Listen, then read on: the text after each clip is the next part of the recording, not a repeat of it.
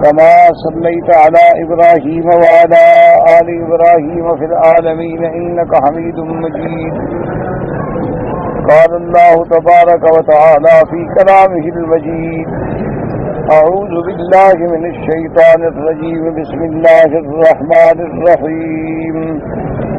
قال الملأ الذين استكبروا من قومه للذين استضعفوا لمن آمن منهم وتعلمون أن صالحا مرسل من ربه قالوا إنا بما أرسل به مؤمنون. قال الذين استكبروا إنا بالذي آمنتم به كافرون. وعقروا الناقة وعتوا عن أمر ربهم وقالوا يا صالح ائتنا بما تعدنا إن كنت من المرسلين. فأخذتهم الرجفة فأصبحوا في دارهم جاثمين. قال المؤلف والمفسر رحمه الله تعالى: عذاب النفع بعلومه وعلومكم في الدارين آمين، إلى أن قال: فلما فعلوا ذلك وفرغوا من عقر الناقة وبلغ الخبر صالحا عليه السلام فجاءهم وهم مجتمعون. فلما رأى الناقة بكى وقال تمتعوا في داركم 3 أيام إلى آخر الآية. اب مفسر رحمت اللہ علیہ قوم سمود کی احوال بیان فرما رہے ہیں کہ قوم سمود نے ایک معجزہ صریح دیکھنے کے بعد اور حسب طلب، ایک معجزہ ہوتا ہے اللہ پاک اپنے پیغمبر کے ہاتھ پہ ظاہر فرما دیتے ہیں، یعنی کوئی مطالبہ نہیں ہوتا قوم، اور ایک معجزہ ایسا ہوتا ہے کہ قوم خود مطالبہ کرتی ہے کہ ہمیں یہ معجزہ دکھایا جائے، اور اللہ تبارک و تعالی اگر چاہیں اپنے ارادے سے اور وہ معجزہ دے دیں اور پیغمبر کے ہاتھ پہ ظاہر کر دیں اور پھر قوم ایمان نہ لے آئے تو پھر اللہ کا عذاب آ جاتا ہے۔ اللہ تبارک و تعالی سے دعا فرمائیں کہ اللہ تبارک و تعالی ہر عذاب سے محفوظ فرمائیں۔ میں اصل کل حاضر نہیں، مجھے گردے کی تکلیف ہو گئی، اللہ معاف فرمائے، دعا کریں اللہ شفا کر دے۔ بس اللہ کے ہاتھ میں ہر چیز، مرض بھی وہی بھیجتے ہیں اور شفا بھی وہی فرماتے ہیں۔ انسان تو ضعیف ہے، بے بس ہے، حالانکہ کچھ بھی نہیں تھا، کبھی بھی نہیں ہوئی، اللہ کی شان ہے بس الحمدللہ۔ تو بہرحال تو اب یہ بات یاد رکھیں، تو انہوں نے یہ معجزہ جیسے آپ پڑھ چکے ہیں کہ خود مطالبہ کیا حضرت صالح علیہ السلام سے کہ اگر اس پتھر سے اونٹنی نکل آئے تو ہم ایمان لے آئیں۔ اچھا، ان کا مقصد ایمان لانا نہیں تھا، ایک بات یاد رکھیں، مقصد یہ تھا کہ ہم ایک ایسی چیز مانگ رہے ہیں جو ہو بھی نہیں سکتی، بھلا کبھی پتھر سے بھی اونٹنی پیدا ہوتی ہے۔ ان کا مقصد سوال کرنے کا یہ تھا، انہوں نے اپنے عقل سے یعنی یہ سبق بنایا تھا کہ بھی ایک ایسی بات کرو جو ہو نہیں سکتی۔ اب ایک آدمی کو کہو نا جی، وہ کہے گی آسمان کو نیچے کر دو زمین کو اوپر کر دو، کوئی بات تو نہیں ہے، یہ کوئی ایسی بات تو نہیں ہے۔ اچھا، تو اس لیے انہوں نے اپنے عقل سے سوچ کے ایک ایسی بات پیدا کی تھی کہ بھی جانور سے جانور پیدا ہو سکتا ہے، جی روح والی چیز سے کوئی روح والی چیز پیدا ہو سکتی ہے، جنسین جو اللہ نے پیدا کی ہے ان سے اس کی جنس کے مطابق کوئی چیز پیدا ہو سکتی ہے، لیکن یہ تو کوئی مسئلہ نہیں ہے نا کہ پتھر سے اونٹنی نکل آئے اور اونٹنی پھر پوری، یعنی یہ بھی نہیں کہ چھوٹی ہو بلکہ نہیں 10 مہینے کی گابن بھی ہو، حمل بھی ہو، بچہ بھی پیٹ سے آنے والا ہو۔ یہ ساری شرطیں مانا یہ تھا کہ جب ہم ایسی بات کریں گے تو حضرت صالح علیہ السلام پہلی بات تو ہے جواب دے دیں گے، اور اگر جواب نہ دیا پھر بھی معجزہ نہیں دکھا سکیں گے۔ تو جب نہیں دکھا سکیں گے تو آئندہ ہمیں دعوت و تبلیغ تو چھوڑ دیں گے نا، رات دن جو ہمیں کہتے ہیں کہ میری بات مانو، ہم کہیں گے جناب ہم نے مطالبہ کیا تھا، آپ نے پورا نہیں کیا، اب چھوڑیں، آپ ہمیں کیوں تنگ کرتے ہیں؟ تو اصل میں ان کا مقصد نعوذ باللہ یہ بہانہ تھا، اور ان کا یہ مطالبہ جو ہے یہ کوئی مطالبہ اس لیے نہیں تھا کہ باقی ایمان لانا چاہتے تھے۔ بعض قومیں ایسی ہوتی ہیں کہ ایسی بات طلب کرتے ہیں کہ مقصد ہدایت ہوتی ہے، مقصد سمجھنا ہوتا ہے، مقصد نصیحت پکڑنا ہوتا ہے، اور بعض لوگ ایسے ہوتے ہیں کہ نہیں، سوال ایسا کرنا ہے کہ سمجھنا مقصد نہیں ہے، بس لڑائی مقصد ہے، اتنا مقصد ہے، جھگڑا مقصد ہے۔ اب اللہ کے پیغمبر نے اللہ سے دعا مانگی تو اللہ پاک نے وہ معجزہ عطا فرما دیا، اونٹنی پیدا ہو گئی۔ اب جب معجزہ آ گیا کچھ لوگ اسلام لے آئے، باقی پھر اڑ گئے۔ اب جب کافی عرصہ گزر گیا تو مشورہ کیا اونٹنی کو مار دو، نعوذ باللہ ثم نعوذ باللہ، اللہ تبارک و تعالیٰ معاف فرمائے اور دعا کریں کہ بس اللہ ہدایت کے فیصلے فرمائے، ورنہ یہ ہر قوم میں تقریباً ہوتا ہے۔ اب دیکھیں نا کہ قوم بنی اسرائیل نے من و سلوہ کا مطالبہ کیا، اللہ پاک روزانہ جناب کھانا بھیج دیتے، آسمانوں سے من و سلوہ اترتا، کچھ عرصے کے بعد تنگ آ کے کہتے ہیں کہ جی ہمیں تو بصل چاہیے، ہمیں تو تھوم چاہیے، ہمیں تو دال چاہیے، ہمیں تو ساگ چاہیے، ہمیں تو سبزیاں چاہیے، گوشت کھاتے تو ہم تنگ آ گئے، تو انہوں نے بھی انکار کیا۔ اسی طرح قوم صالح علیہ السلام نے بھی انکار کیا۔ اب جب قوم صالح علیہ السلام اتنی حد سے بڑھ گئی کہ انہوں نے جا کے اس اونٹنی کو باقاعدہ ذبح کر دیا، اونٹنی مر گئی۔ اسی لیے ایک روایت میں آتا ہے سرکار دو جہاں سیدنا محمد الرسول اللہ صلی اللہ علیہ وسلم نے فرمایا کہ ایک تو وہ بندہ بہت بڑا اشکل قوم، اپنی قوم کا سب سے بدبخت آدمی تھا جس نے صالح علیہ السلام کی اونٹنی کو ذبح کیا، اور اسی طرح فرمایا کہ وہ بھی اشکل قوم ہوگا جو سیدنا علی رضی اللہ تعالی عنہ کا قاتل ہے۔ حضور صلی اللہ علیہ وآلہ آلہ واصحابہ وسلم تسلیما کثیرا کثیرا نے ارشاد فرمایا کہ وہ بندہ جو ہے جو حضرت علی رضی اللہ تعالی عنہ پہ حملہ کرے گا وہ بھی اسی طرح کا شقی القوم ہوگا، بدبخت ہوگا کہ سیدنا علی جو محبوب نبی ہیں محمد مصطفیٰ صلی اللہ علیہ وسلم، جن کے بارے میں سرکار نے فرمایا کہ اللہ تبارک و تعالی جس سے محبت کرتے ہیں، اللہ کا رسول جس سے محبت کرتے ہیں، اور اسی طرح جس ایک روایت مبارک میں یہ بھی آیا کہ لا یبغضہ الا منافق، حضرت علی سے بغض رکھنے والا مسلمان نہیں ہو سکتا، منافق ہو سکتا ہے، اور مومن جو ہے ایمان والا اس کے دل میں حضرت علی کی محبت ہوگی۔ تو اب جو حضرت علی کا قاتل ہوگا وہ کتنا بڑا شقی ہوگا، اس لیے آیا کہ اشکل قوم وہ اپنی قوم کے بدبخت افراد ہیں۔ ایک تو وہ ہے قدار ابن صالف الذی عقر الناقہ، جس نے اونٹنی کو ذبح کیا۔ اب جب اونٹنی کو ذبح کر دیا گیا، حضرت سیدنا صالح علیہ السلام کو خبر دی گئی تو صالح علیہ السلام تشریف لائے، آگے دیکھا کہ اونٹنی ذبح ہو گئی ہے، بکا صالح علیہ السلام، حضرت صالح علیہ السلام رو پڑے۔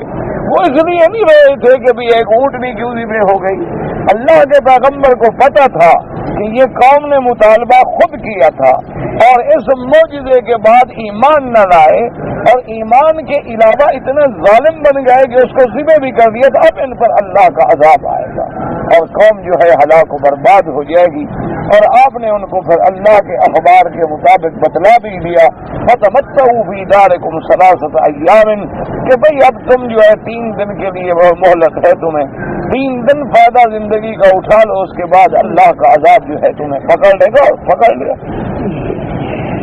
وَكَانَ قَتْلُهُمُ النَّاقَةَ يَوْمَ الْأَرْبَعَاءِ فَلَمَّا أَمْسَى أُولَٰئِكَ التِّسْعَةُ الرَّهْطُ عَزَمُوا عَلَىٰ قَتْلِ صَالِحٍ عَلَيْهِ السَّلَامِ وقالوا إن كان صادقا أجلناه قبلنا وإن كان كاذبا ألحقناه بناقته قالوا تقاسموا بالله لنبيتنه وأهله ثم لنقولن لوليه ما شهدنا مهلك أهله وإنا لصادقون ومكروا مكرا ومكرنا مكرا وهم لا يشعرون فانظر كيف كان عاقبة مكرهم اب اللہ تبارک و تعالیٰ فرماتے ہیں، مفسر کہتے ہیں وَكَانَ قَتْلَهُمُ النَّاقَةُ، ان نے اونٹنی جو تھی وہ بدھ کے دن ذبح کی، بدھ والے دن انہوں نے اونٹنی کو ہلاک کیا، اور جب شام ہو گئی تو وہ 9 آدمی جو تھے انہوں نے بیٹھ کے مشورہ کیا، کہنے لگے اب اونٹنی کو قتل کر دیا نہیں یار، جان چھوڑو، صالح علیہ السلام کو بھی قتل کر دیں، خلاص اللہ کے پیغمبر کو بھی قتل کر دیں۔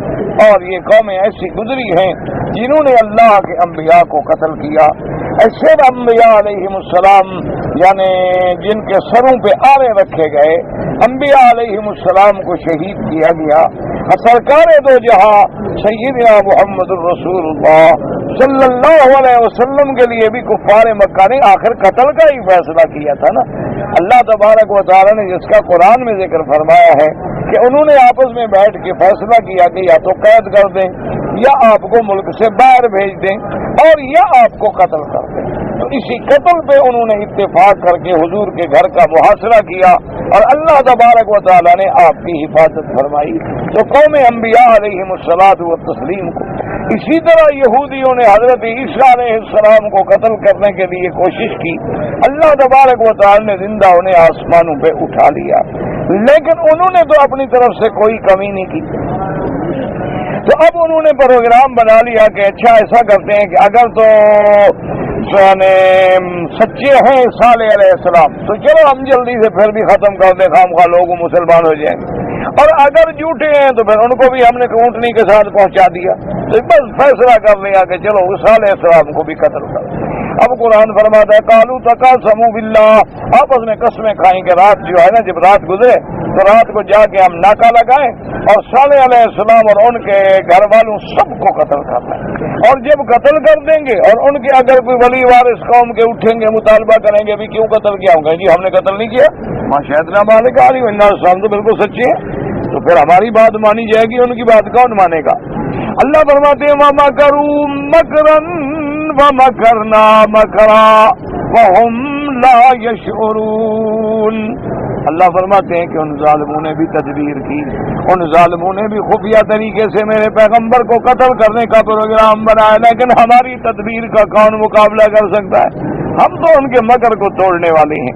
اور اس کے بعد اللہ نے فرمایا کہ میرے مدنی محمد مصطفیٰ صلی اللہ علیہ وسلم فانظر کیف کان عاقبۃ مکرہم، میرے مدنی غور کریں، ہر پڑھنے والا غور کرے کہ ان کے اس مکر کا انجام کیا نکلا، اس کے مکر کا نتیجہ کیا نکلا کہ پوری قوم برباد و تباہ ہو گئی۔ فلما عزموا على ذلك وتواطؤوا عليه وجاءوا من الليل ليفتكوا بنبي الله وارسل الله سبحانه وتعالى وله عزت رسوله عليهم حجارة برزخة صلفا وتعجيلا قبل قومهم وأصبحوا ثمود يوم الخميس وهو اليوم الأول من أيام النذرة ووجوههم مصفرة كما وعدهم صالح عليه السلام۔ اب مفسر رحمۃ اللہ علیہ فرماتی ہیں کہ جب وہ لوگ قتل کرنے کے ارادے سے پختہ ہو کے آ گئے اور رات کو آ کے اللہ کے نبی صالح علیہ السلام پہ حملے کی ان نے ارادہ کیا، کوشش کی، فأرسل اللہ سبحانہ وتعالی لہ العزت ولرسولہ، اصل غلبہ اور عزت تو اللہ کے رسول کے لیے ہے۔ اللہ تبارک و تعالی نے ان پہ پتھر برسا دیے، وہ جو آدمی آ رہے تھے نا 9 کے 9 قتل کرنے کے لیے، اللہ نے ان پہ پتھر برسائے، ان پہ اللہ کا عذاب آ گیا، فرازہ ختم، ان پتھروں نے ان کے بھیجی اور دماغ کو پھاڑ کے رکھ دیا، تعجیلاً قبل قومہم، ان کی قوم سے بھی ان پہ پہلے عذاب آ گیا، ابھی قوم پہ عذاب نہیں آیا تھا لیکن ان 9 پہ تو پہلے آ گیا۔ واسبہ سمود یوم الخمیس، اب جناب چونکہ بدھ کے دن انہوں نے اونٹنی کو قتل کیا تھا، اب جب خمیس کا دن آیا، 3 دن کی مہلت تھی نا جی، خمیس جمعہ ہفتے کی 3 دن کی جب مہلت ملی ان کو، وہ جو مسفرتن، اب ان کے چہرے جو تھے وہ پیلے ہونے لگ گئے، جیسے بیمار کا چہرہ پیلا ہوتا ہے۔ ایک تو پیلپن ہوتا ہے نا کہ آدمی کا حسن ہوتا ہے، ایک ہے کہ آدمی بیمار ہو جائے نا ایسا ایسا ایسا ایسا جیسے یرقان زدہ آدمی کا چہرہ ہوتا ہے، پیلے ہونے لگ گئے۔